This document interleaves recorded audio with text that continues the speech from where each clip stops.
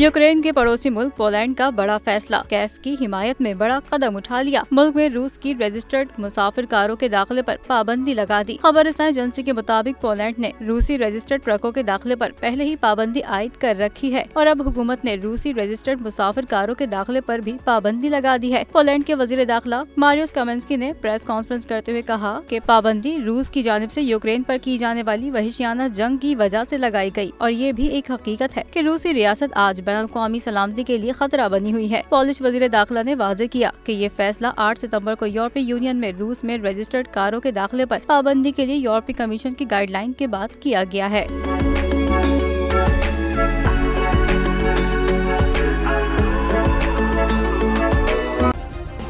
Subscribe करें और bell दबाएं ताकि कोई खबर रह न जाए।